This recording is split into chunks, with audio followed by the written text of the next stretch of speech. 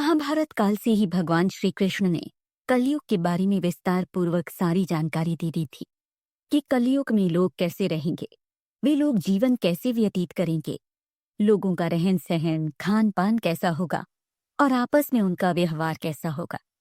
यह सारी बातें उन्होंने उस काल में ही बता दी थी। आज हम भगवान श्री कृष्ण द्वारा उस समय कही गई 5 अप्रिय बातों के बारे में बात करेंगे, जो हैं तो अप्रिय परंतु आज के समय में वे पूर्णतः सत्य साबित हो रही हैं। जुए में अपने राजपाट धन संपत्ति सब कुछ हारने के बाद अपना सब कुछ दुर्योधन को देकर जब पांडव जंगल जा रहे थे तो सहदेव ने भगवान कृष्ण से पूछा, भगवान हमने तो ऐसा कोई पाप नहीं किया, फिर हमें इतना बड़ा दंड क्यों? श्री कृष्ण भगवान ने कहा, सहदेव, द्वापर युग अंतिम चरण पर है।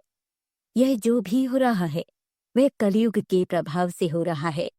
इस पर युधिष्ठिर ने आश्चर्य से कहा, वासुदेव, अभी कलयुग तो आया ही नहीं, फिर भी उसका इतना भयंकर परिणाम हमें अभी से दिखाई दे रहा है।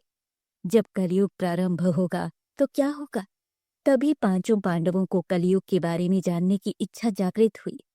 तब 5 पांडवों ने श्री कृष्ण से अपनी जिज्ञासा शांत करते हुए यह प्रश्न किया कि भगवान, कलयुग में मनुष्य कैसा होगा, उसका रहन सहन आचार विचार कैसा होगा और उन्हें मोक्ष की प्राप्ति कैसे होगी? श्री कृष्ण ने कहा, यह उत्तर देने से पहले मैं चाहता हूँ कि आप 5 पांडव जंगल जाएं और अपनी जंगल यात्रा की आंखों देखी घटनाओं का विस्तार पूर्वक मुझसे विवरण करें। बस फिर क्या था। श्री कृष्ण के आदेशानुसार 5 पांडव जंगल गए तथा अपनी यात्रा का सविस्तार पूर्वक वर्णन किया। सर्वप्रथम युधिष्ठिर ने भगवान श्री कृष्ण को बताया कि मैंने जंगल में 2 सूंड वाला हाथी देखा, जिसे मैं देखकर काफी अचंभित हूँ। तब भगवान श्री कृष्ण ने कहा, दरअसल इसका अर्थ है कि कलयुग में ऐसे व्यक्ति राज करेंगे जो बोलेंगे कुछ और उनके मन में उनके कर्म में कुछ और होगा। उनकी प्रकृति मात्र लोगों का शोषण करना होगा। तभी भीम आए और उन्होंने अपने अनुभव के बारे में बताया कि उन्होंने आज एक ऐसी गाय देखी जो अपने बच्चे को प्रेमवश चाट रही थी और चाटते चाटते उसने अपने बच्चे के शरीर से खून तक निकाल दिया। यह देखकर भीम आश्चर्यचकित रह गए तथा इसका अर्थ श्री कृष्ण से जानने की कोशिश करने लगे। तब श्री कृष्ण ने कहा, कलयुग में व्यक्ति अपने बच्चों को इतना लाड प्यार करेगा कि इसी ममता के कारण बच्चे का विकास ही रुक जाएगा। कहीं अगर किसी व्यक्ति का पुत्र साधु बना तो सभी खुश होंगे और दर्शन करने भी जाएंगे, परंतु यदि स्वयं के बच्चे के साथ यह होगा तो वह काफी दुखित हो जाएंगे, रोएंगे कि मेरा पुत्र किस राह पर जा रहा है। उसके भविष्य को लेकर चिंतित हो जाएंगे कि इसका क्या होगा। कलयुग में व्यक्ति अपने बच्चे को मोह माया और परिवार के साथ बांधकर स्वयं के साथ रखेंगे, चाहे उसका विकास ही क्यों न रुक जाए और उसका जीवन ही क्यों न नष्ट हो जाए। भगवान ने वास्तविकता बताते हुए यह भी कहा कि तुम्हारे पुत्र तुम्हारे नहीं, अपनी पत्नी की अमानत हैं। पुत्रियां अपने पति की अमानत हैं। यह शरीर मृत्यु की अमानत और वहीं आत्मा परमात्मा की अमानत है। तभी अर्जुन ने अपना अनुभव बताते हुए कहा, स्वामी, आज मैंने एक ऐसा पक्षी देखा जिसके पंख पर वेद की चौपाई लिखी थी, परंतु वह पक्षी व्यक्ति के मांस का भक्षण कर रहा था। कृपया इसका अर्थ मुझे समझाएं। श्री कृष्ण भगवान ने कहा, कलयुग में ऐसे व्यक्ति होंगे जिन्हें संपूर्ण समाज विद्वान कहेगा, विज्ञान की चर्चा करेंगे, लेकिन उनका आचरण राक्षसी होगा।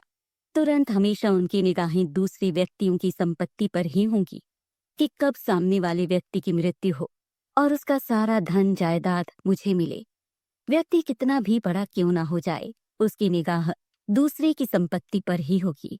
हमेशा वे दूसरे की संपत्ति को अपना बनाने की कोशिश में लगे रहेंगे। सच का महान तथा ज्ञानी व्यक्ति तो नाम मात्र का ही होगा। तभी नकुल आए और उन्होंने बताया कि मैंने आज बहुत बड़े पत्थर को पर्वत से गिरते देखा।